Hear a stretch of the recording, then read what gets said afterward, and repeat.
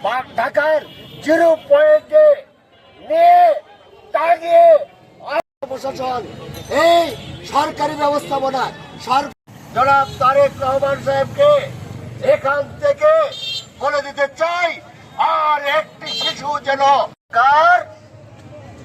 রাষ্ট্র পরিচালনা করছে, মানুষ করে দর্শিত হচ্ছে, আইনের শাসনকে প্রশ্নবিদ্ধ করেছে রামিসার বাবা।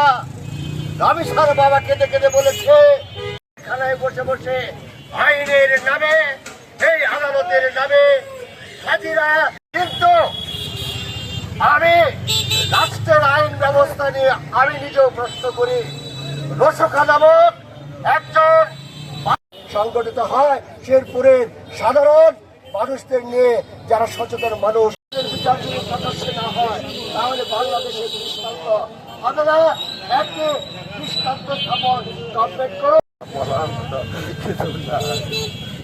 আমার কলকাতা পায় না,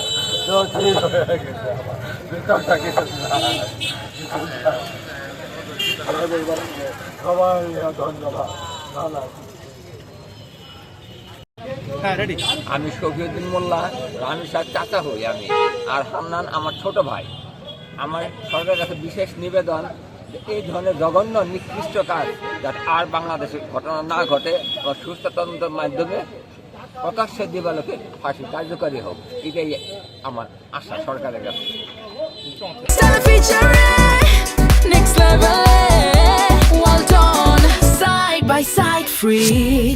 রামিজা হত্যাকাণ্ডের বিষয়ে রামিজার বাবা হান্নান যে কথাটা বলছে, রাষ্ট্রকে চ্যালেঞ্জ করে দিয়েছে যে রাষ্ট্র এই বিচার করতে পারবে না, সে কারণে তারা বিচার চায় না। আমি মনে করি রাষ্ট্র আজকে ইতিহাস থেকে দেখছি যে বাংলাদেশে অসংখ্য ধর্ষণ, অসংখ্য শিশু হত্যা হয়েছে, বিচার পায়নি যে কারণেই। কিন্তু রামিজার বাবা সে কথাটা বলেছে, আমরাও মনে করি তাই। আমরাও চাই রাষ্ট্রের বিরুদ্ধে, রাষ্ট্রকে প্রশ্ন রাখতে চাই, আপনি যদি দ্রুত সময়ের মধ্যে এই বিচার কার্য সম্পন্ন না করতে পারে তাহলে আগামী দিনে সাধারণ মানুষ কিন্তু এভাবে রাস্তায় নেমে যাবে, এবং আমরা আশঙ্কা করছি আগামী দিনে মানুষ 5 আগস্টের মতো রাস্তায় নেমে নিজের হাতে আইন তুলে নেবে। অতএব রাষ্ট্রকে এই বিষয়ে দেখতে হবে এবং দ্রুত সময়ের মধ্যে এই রামিজা হত্যার বিচার কার্য সম্পন্ন করতে হবে, এটাই আমাদের দাবি। এই কারণে আমরা আজকে রাস্তায় নেমেছি শেরপুরবাসী। রামিসার হত্যাকারী আদালতে 164 করেছে, সেই অপরাধের সাথে জড়িত তাকে নির্বাহী আদেশে ঢাকার 0 পয়েন্টে তার অবিলম্বে বিচার কার্য করা হোক, এটা সাধারণ মানুষের দাবি। বর্তমানে বাংলাদেশের 19 কোটি মানুষের দাবি। আশা করি সরকার এই দাবির প্রতি সম্মান দেখাবে। আজকে আমরা এখানে যারা মানববন্ধনে সভাপতি হয়েছি, ঢাকার পল্লবীতে রামিসা যে হত্যাকাণ্ড শিকার হয়েছে তার প্রতিবাদে। আমরা আসলে চাই না কোনো শিশু এভাবে হত্যাকাণ্ডের শিকার হোক, কোনো নারী এভাবে ধর্ষণের শিকার হোক। আমরা চাই সুন্দর নিরাপদ একটি বাংলাদেশ।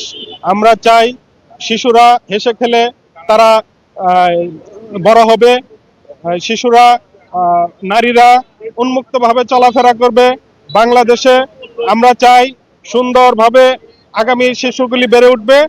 আমরা চাই যে এই অপরাধগুলি করেছে এই সমস্ত অপরাধীদেরকে দৃষ্টান্তমূলক শাস্তির আওতায় এনে দ্রুত শাস্তি কার্যকর করার জন্য সরকারের কাছে আহ্বান জানাই।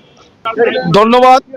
দেশনায়ক প্রধানমন্ত্রী তারেক জিয়াকে যে তিনি 6 ঘন্টার মধ্যে তার স্বরাষ্ট্রমন্ত্রীকে নির্দেশ দিয়ে খুনি আসামিকে ধরেছে, তার জন্য শেরপুরবাসীর পক্ষ থেকে প্রধানমন্ত্রীকে ধন্যবাদ।